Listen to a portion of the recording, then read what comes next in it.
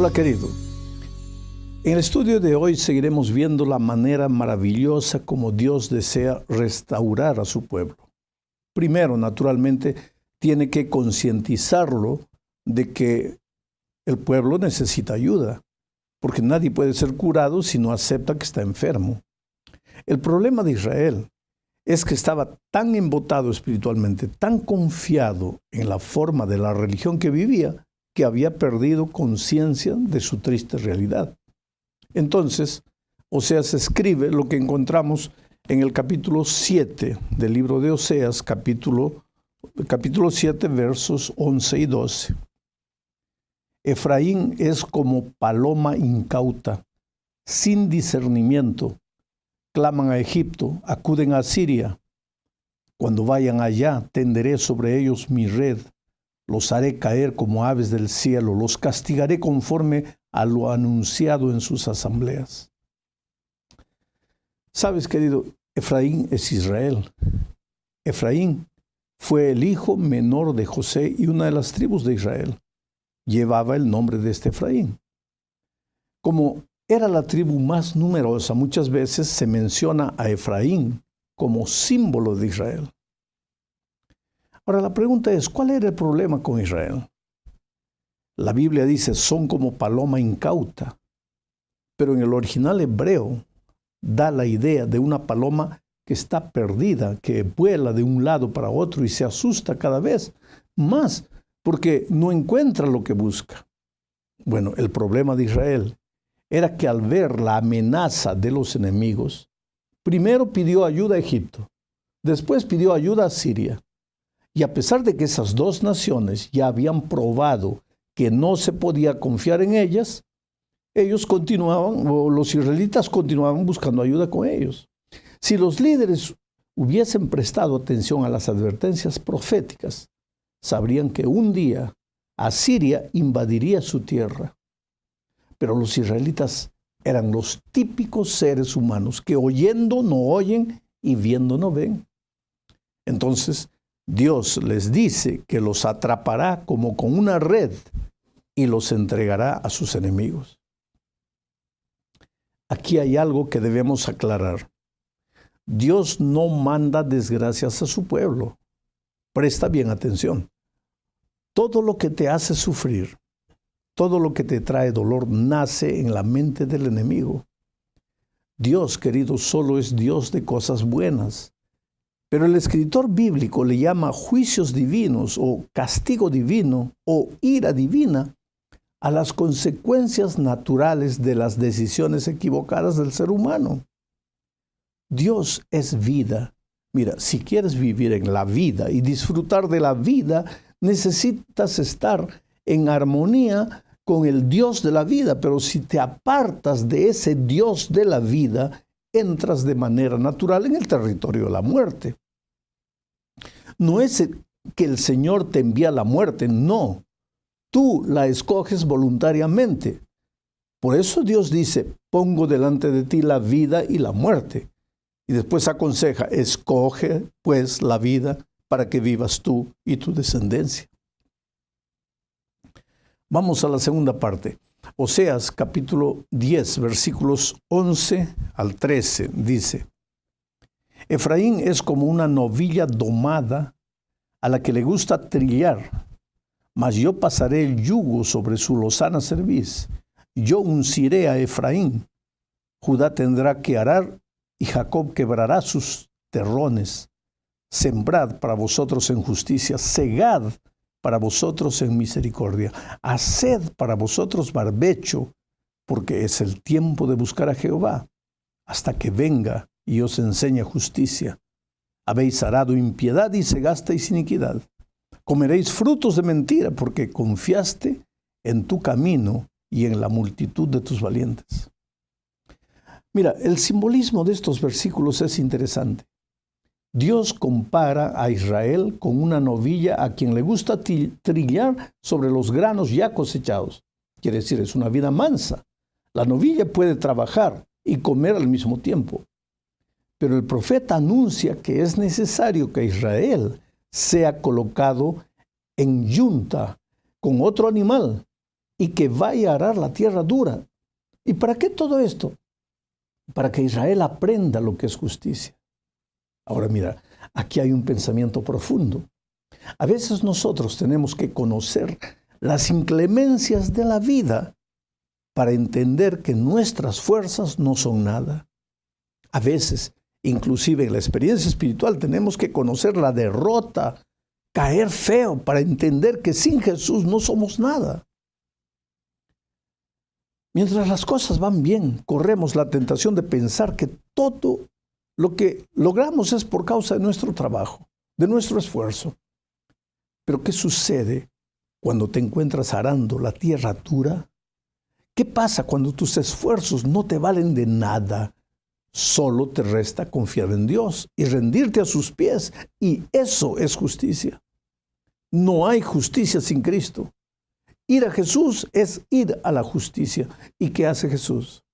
Echa por tierra la gloria del hombre y hace por el hombre, por el pobre ser humano, lo que él es incapaz de hacer por sí mismo. Eso es justificación por la fe. Y todos tenemos un día en nuestra vida que entender lo que es ser justificados únicamente por la fe. Vamos a la tercera parte de este estudio. Aquí veremos otra figura que el profeta usa para ilustrar el amor de Dios por su pueblo.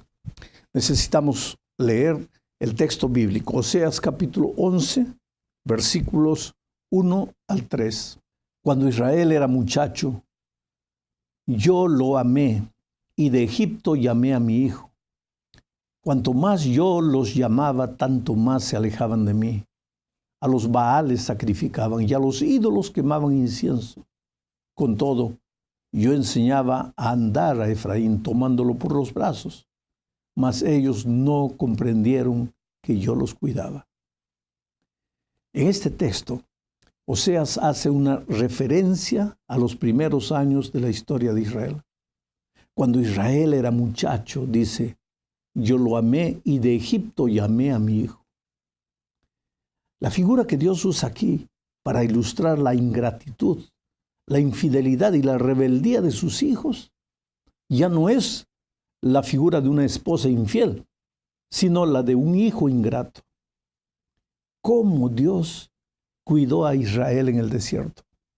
Lo había sacado de Egipto con mano fuerte para llevarlo a la tierra de la libertad. Pero en todo el camino el pueblo solo se quejaba y en la primera oportunidad que aparecía se iba atrás de los dioses de las tierras por las cuales pasaban. Ahora, no fue una sola vez, fueron muchas veces. El cuerpo de ellos había salido de Egipto, pero el corazón no. Y el Señor, como un Padre amoroso, les dio muchas oportunidades. Los levantaba cada vez que caían, los cuidaba, los protegía en medio de las inclemencias del desierto. Oh querido, ¿qué sería de ti y de mí si a la primera caída Dios ya nos hubiera abandonado? Nosotros somos el Israel de hoy y corremos atrás de nuestros pequeños dioses. Nos agarramos de los Egiptos, de los recuerdos del Egipto de nuestra vida pasada. No logramos sacar la tierra de la esclavitud de nuestro corazón. Pero Dios sigue llamando, llamando, llamando. No se cansa, no se olvida de nosotros. Pero hay una lucha en el corazón de Dios. El pecado trae como consecuencia natural la muerte. La muerte no es el castigo de Dios al pecador. Ya lo dije, la muerte es la elección voluntaria del ser humano que al apartarse el Dios de la vida entra en el territorio de la muerte. Entonces el pecador debería morir de manera natural por la decisión que tomó. Pero mira lo que dice Oseas capítulo 11, versículos 8 y 9. ¿Cómo podré abandonarte, Efraín? ¿Te entregaré yo, Israel?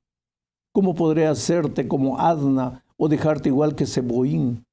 Mi corazón se conmueve dentro de mí, se inflama toda mi compasión. No ejecutaré el ardor de mi ira, ni volveré a destruir a Efraín, porque Dios soy, no hombre. Soy el santo en medio de ti, y no entraré en la ciudad. Mira, Adna y Seboín fueron dos ciudades vecinas de Sodoma y Gomorra que también fueron destruidas con el fuego. El profeta está hablando aquí de destrucción, de muerte, que es la consecuencia del pecado. Ahora mira, en los tiempos de Israel, un hijo rebelde debería ser entregado a las autoridades y debería ser apedreado hasta la muerte. Pero aquí vemos una revelación del corazón compasivo de Dios. Él dice, ¿cómo podría hacer Dios eso con su hijo amado Israel? Si el Señor había destruido dos ciudades paganas que no habían tenido la oportunidad que Israel había tenido de ser enseñadas por el propio Dios, ¿qué derecho tenía Israel de pensar que podría ser liberado del resultado natural de su desvío? Ninguno. Pero Dios dice, porque yo soy Dios y no hombre. Oh querido, eso es lo que le da a Dios el derecho de perdonar. Pero piensa bien en lo que estoy diciendo. Dios tiene el derecho de perdonar. Israel no tiene el derecho de ser perdonado. Dios es Dios. Su palabra y sus promesas no fallan. Números 23, 19. Mira lo que dice aquí. Números 23, 19. Dios no es hombre para que mienta, ni hijo de hombre para que se arrepienta. ¿Acaso dice y no hace? ¿Acaso promete y no cumple? Ah, mi amigo querido, Dios prometió salvar al ser humano y lo hará. A través de Oseas pregunta, ¿cómo te haré esto, oh Israel? Y sin embargo, para no hacerle eso a Israel ni a nosotros, permitió que el Señor Jesús fuese clavado en la cruz como un delincuente. Quiere decir, el inocente pagó por los culpables. Y eso es lo que le da derecho a Dios de decir, yo te perdono. Dios no desea la muerte del impío, sino que el impío se arrepienta de sus malos caminos y se vuelva a Dios. Por eso Dios llama, llama y llama. Y si un día alguien se pierde, no será porque Dios se cansó de amarlo, sino porque Él mismo se cansó de jugar con la misericordia divina. Por eso, hoy es el día de buena nueva, hoy es el día de salvación. El grande conflicto en el corazón de Dios era, el pueblo pecó, debe morir como consecuencia de su pecado. Pero yo amo a mi pueblo, quiero salvarlo. ¿Cómo resolver este problema? Y fue la cruz la respuesta para el problema del pecado y el amor. ¿Cómo salvar al pecador? Reprobando el pecado. Solo si alguien inmaculado como Jesús pudiese cargar sobre sí el pecado y pagar el precio de nuestros pecados. Pues ahora llegamos al fin de este estudio. Aquí veremos el capítulo 14 de Oseas. Solo este capítulo merecería el estudio de un trimestre entero. Es uno de los capítulos más llenos de amor y de ánimo de toda la Biblia. Solo este capítulo 14 contrarrestaría la idea descabellada de que Dios es malo en el Antiguo Testamento y es un Dios de amor en el Nuevo Testamento. ¿De dónde sale esa idea? ¿Quién, después de leer Oseas 14, podría continuar pensando de esa forma? La historia del pueblo de Israel es la historia de la humanidad. Dios llamándolo, y los hombres huyendo de él y destruyéndose. Porque el pecado destruye. Pero lo maravilloso es que aunque el Hijo le da las espaldas a Dios, Dios no los abandona. Permite que la propia vida los discipline, sí, pero sigue fiel a sus promesas. Porque cuando Él promete salvar, promete salvar. Mira, segunda de Timoteo capítulo 2, versículo 13, dice lo siguiente. Si somos infieles, Él permanece fiel, porque no puede negarse a sí mismo. Oh, maravilloso amor de Dios, jamás lo entenderemos. Solo nos resta aceptarlo y agradecerle por toda la eternidad. Pero veamos lo que dicen algunos versículos. El verso 1, estamos hablando del capítulo 14 de Oseas, el verso 1 dice, vuelve Israel a Jehová tu Dios. pues por tu pecado has caído. ¿Qué es lo que el pecado te hace? El texto dice, por tu pecado has caído. La peor cosa que el pecado te hace es hacerte caer, echarte al suelo, derribarte. Y junto contigo derrumba tu familia, tus sueños, tu futuro. Pero el clamor divino es, regresa a mí. Pero ¿cómo regresaré? ¿Cómo estás? No temas. Mira la promesa de los versículos 2 y 3. Llevad con vosotros palabras de súplica. Volved a Jehová y decidle, quita toda iniquidad, acepta lo bueno, te ofrecemos la ofrenda de nuestros labios. No nos librará el asirio. Ya no montaremos a caballo, ni nunca más diremos la obra de nuestras manos. Dioses nuestros, porque en ti el huérfano alcanzará confianza.